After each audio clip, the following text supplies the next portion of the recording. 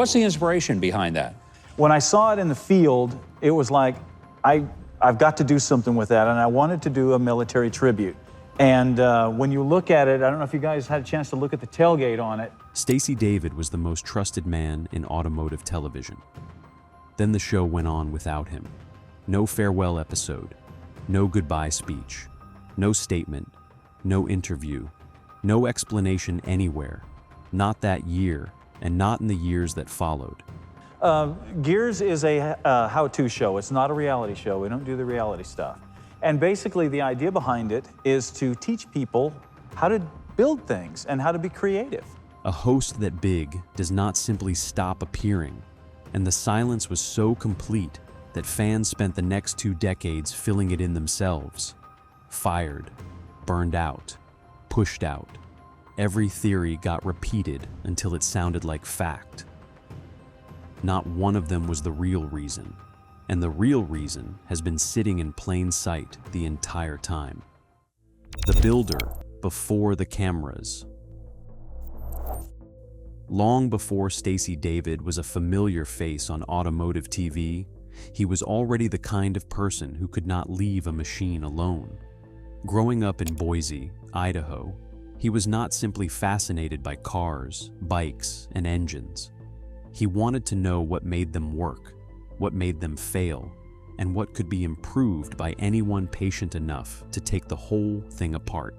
The time you get finished with it, it is a piece of art, it is an automotive treasure, and you've been doing that on your show for 20 years. That detail matters more than it sounds, because his entire television identity came out of something real. He was never a host pretending to be a builder.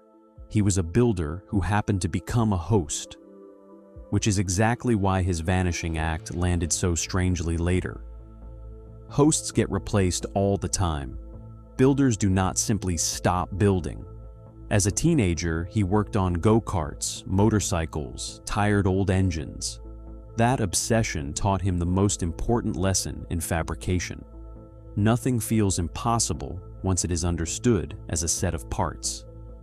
A machine is intimidating right up until the first bolt comes loose. After that, it stops being a mystery and becomes a puzzle. He learned to weld, fabricate, and troubleshoot the way a real shop builder has to, which is to say, slowly, out loud, and with a willingness to be wrong. Cars were not his only creative outlet. Stacey also had a serious music side. He moved to Nashville, Tennessee, and worked as a professional guitarist, playing sessions and touring with different acts. It's important to show guys, especially young guys, how to work with their hands, how to create something, how to build something that's out of the ordinary, because we're all unique. We want to be unique. That chapter explains why his builds always felt different from everyone else's. He did not treat a project like a mechanical checklist. He treated it like a song. Every vehicle had a rhythm, a tone, and a story it was trying to tell. If the question of how a host that trusted could simply stop appearing is what brought viewers here, subscribe now, because the real reason is not the one that circulated for years. The show that turned a country into builders. In 1999, trucks launched on what was then TNN, later folding into the automotive programming world that became Spike TV. Viewers were tired of polished commercials and highlight reels. They wanted somebody to show them how the work actually got done, with real tools, real parts, real mistakes, and a host who did not talk down to them. Stacey David became that host. With the wild hair, the easy confidence, and technical knowledge that clearly did not come from a script, he turned trucks into a garage class for the entire country. He could explain suspension, welding, bodywork, engine swaps, and fabrication without making a viewer feel stupid. He made complicated work feel reachable. Nobody watched Stacey and thought only a professional could pull that off. They watched him and thought maybe they could try it that weekend. That was the real power of the show. It did not just entertain people, it activated them. Backyard builders, shop students, dads working alongside sons, people with half-finished projects under tarps in the driveway, they all saw Stacey as the man who gave them permission to start. The builds carried their own weight. Copperhead, the 1967 Chevy C10, became one of the most famous project trucks in automotive television history. Crazy Horse, the custom 1966 Ford Bronco, became another fan favorite. They were not props, they were characters, and the audience followed them the way people follow a story that is not finished yet. Why the audience trusted him. The reason he connected so deeply is almost embarrassingly simple. He respected the audience. He treated them like future builders. Plenty of television personalities perform expertise. Stacey taught it. He would slow down and show the reasoning instead of cutting straight to the finished result under dramatic lighting. That is why his absence later felt so personal. Fans were not only losing a host, they were losing a teacher. He had become the man who made the garage less intimidating. It also explains why his style aged better than most shows from that era. Automotive entertainment eventually got louder, faster, and more obsessed with manufactured drama. Stacey's best work never needed any of it. A good build already has conflict baked into it. Rust, time, money, parts that do not fit, tools that break at the worst possible moment. That is real drama, and it was working, which makes what happened next almost impossible to explain from the outside. The quiet exit. At the absolute height of the show, Stacey was gone. Viewers tuned in expecting the same host and the same garage spirit, and something felt wrong immediately. There was no farewell episode, no goodbye speech. One week, he was the face of trucks, and the next era had quietly begun without him. That silence is what made people assume the worst. Was he fired? Did he burn out? Did he quit television altogether? The truth appears to be far less scandalous and far more revealing. According to the account fans have repeated for years, the pressure behind the scenes had been building steadily. More sponsors, more product placement, more network influence, faster builds, less depth, less time spent actually showing people how to do the work with their own hands. For someone like Stacey, that was not a minor disagreement about pacing. He had helped build trucks into something people trusted, and if that trust was going to be traded away for polish and promotion, the show was no longer the same show. He left to protect the only thing he owned that could not be manufactured, so he made the decision almost no television host ever makes. He left a hit while it was still a hit. The silence. He never broke. The shocking part is not that he left. It is that he left without turning it into a spectacle. In today's media world, a departure like that becomes content all by itself. There would be podcast interviews, accusations, reaction videos. Stacey did none of it. He stepped away and let people speculate. He was never chasing fame the way television wanted him to. He wanted to build. He wanted to teach. Most people who reach national television will do nearly anything to stay there, and most of them, having walked away from a hit, are never heard from again. Stacey was about to do the opposite. The comeback that was not a comeback. He did not retire into some quiet garage in the woods. He built something new. In 2007, he launched Stacey David's Gear Z. At first glance, it looked like a comeback show. It was a correction, restoring the parts of automotive television he believed were being lost. Deeper education, honest builds, less manufactured drama, and creative control from top to bottom. This time, he was not just the host.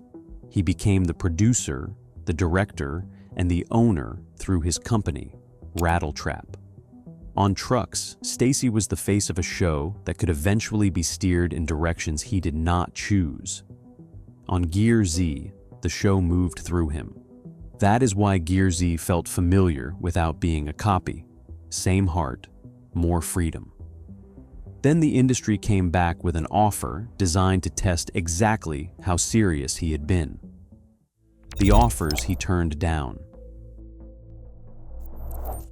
Once Gear Z proved there was still an audience for his approach, the bigger opportunities came calling. Larger platforms, more money, and the chance to scale it into something far more commercial. For most people, that is the dream. For Stacey, it was the old trap arriving in new packaging. More money almost always arrives attached to more control from other people. More network involvement can mean less time teaching and more time engineering moments that look good in a promo. He had refused that bargain once, and he was not walking back into it because the check had more zeros on it. That is precisely why some fans concluded he had vanished. He disappeared from the loudest version of fame, not from the work. And the work, by then, had turned into something closer to a teaching mission. The garage as a classroom. Stacey saw the garage as a classroom, not a stage, not a drama set, not a place to manufacture arguments for the edit. Every project had to teach something. He was not showing off what he could do. He was transferring confidence. The message under nearly every episode was the same. This can be learned, mistakes can be fixed, and something rough can be made better. That matters even more now, because hands-on skills are quietly vanishing from ordinary life. Stacey stood against that drift, and he did it by giving the EA machines themselves a personality nobody else on television bothered with. The builds that became legends. Copperhead was not just a 1967 C10 with power and shine. It was an argument about what a classic truck could become in the hands of hot rod imagination. Crazy Horse was not just a Bronco. It was a blend of off-road identity and custom craftsmanship that helped inspire a generation of Bronco fans years before the modern revival made them fashionable again. Then came Sergeant Rock, heavy metal, the V8 Interceptor, Banshee, Rat Roaster, and a long list of others carrying their own identities. A build with a name stops being a parts list and becomes a character with a purpose. Some builds showed viewers how to rescue forgotten iron and hand it a second life. The common thread was intention, but intention is slow, and the world he was working in had just started rewarding the opposite. The industry got louder while Stacey got quieter. Cable lost its grip, streaming grew, YouTube exploded, social platforms rewarded short clips, extreme thumbnails, fast cuts, and instant reactions. In that environment, his style looked almost old-fashioned. He did not need every episode to pretend the shop was seconds from collapse. He stayed focused on craft, and craft looks quiet in a media world addicted to noise. That quietness became the strength. The people who stayed did not stay because he shouted the loudest. They stayed because they trusted him, and trust is scarce in a world where everyone is selling something. Which raises the question almost nobody bothered to check: where he actually went. Stacey David has not vanished in any literal sense. Gear Z is still active, and his official platform continues to put out episodes, bonus content, and restoration material. Rattletrap remains tied to production and has helped create more than 200 episodes. So, the real question was never what happened to Stacey David. It was why he stopped playing by the old rules. He moved from being a TV personality inside somebody else's structure to being an independent builder and teacher inside his own. The spotlight may not hit him the way it did at the peak of trucks, but the work never stopped. The man did not leave the garage. He left the circus that had set up around it. The twist: nobody expected. Stacey David did not leave television because he hated television. He left the parts of television that kept getting between the viewer and the craft. He simply refused to let the camera become more important than the build. And that refusal is why he protected his independence instead of his visibility. That is what separates him from so many automotive personalities. Some people use cars to become famous. Stacey used fame to get people back into cars. Fame was a tool, never the destination.